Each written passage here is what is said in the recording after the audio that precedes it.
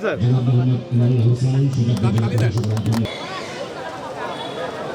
এই কোভিড-19 ক্ষতিগ্রস্ত যারা ইউথ আছে তাদেরকে ব্যবসা পুনরুদ্ধার করার জন্য এই প্রকল্প কাজ করেছে এবং হাই গ্লাস স্যার যে ফিটিং আছে না ওই গ্লাস ফিটিংয়েরও স্যার এখানে আছে।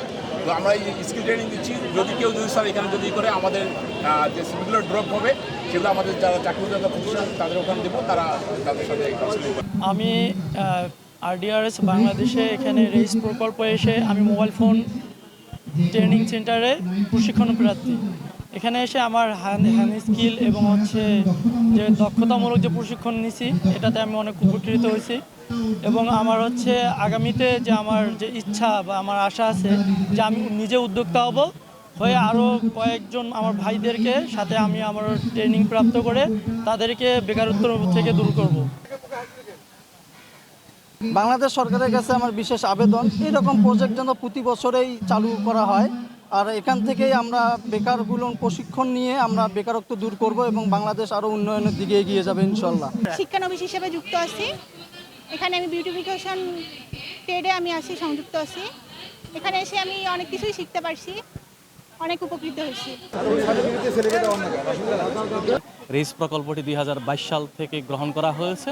রেইস প্রকল্পের অন্যতম কাজ হলো তরুণ বেকার যারা আছে অদক্ষ যারা আছে তাদেরকে কারিগরি প্রশিক্ষণ প্রদান করে দক্ষ করা এবং পরিশেষে তাদেরকে এমপ্লয়মেন্ট তৈরি করা। তারা নিজে নিজে কিছু করতে পারে, এটাকে আমরা বলছি আত্মকর্মসংস্থান, অথবা তারা অন্য কোনো প্রতিষ্ঠানে কাজ করতে পারে, এটাকে আমরা বলছি মজুরিভিত্তিক কর্মসংস্থান। আপনারা জানেন বাংলাদেশে বর্তমানে তরুণ জনগোষ্ঠীর সংখ্যা অত্যন্ত বেশি। সরকার এই চিন্তা করে যাতে আত্মকর্মসংস্থান এবং মজুরিভিত্তিক কর্মসংস্থান এলাকা ভিত্তিক হয়, স্থানীয় ভিত্তিতে করা যায়, সে কারণেই রেইস প্রকল্পটি গ্রহণ করা হয়েছে। আমাদের এখানে চাকুরি মেলা অনুষ্ঠিত হয়েছে। এই চাকুরি মেলায় আমাদের এখানে প্রায় হাজারখানেক চাকুরি প্রার্থী এবং অনেকগুলো চাকুরিদাতা প্রতিষ্ঠান এখানে একত্রে উপস্থিত হয়েছেন।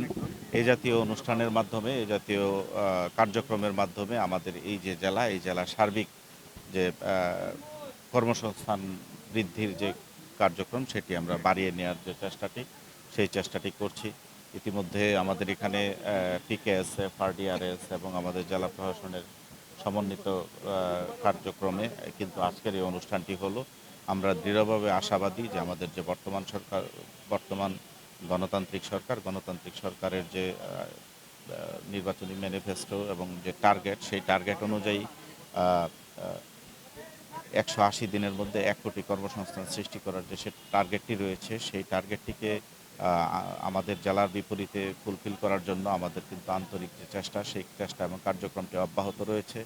যার প্রেক্ষিতে আজকে এখানে আমাদের চাকুরি মেলা অনুষ্ঠিত হলো এবং আমরা আশা করছি আজকের দিনে ন্যূনপক্ষে 400 জন ব্যক্তি এখানে যারা চাকুরিরত ছিলেন না তারা আজকে এখানে চাকুরি পাবেন।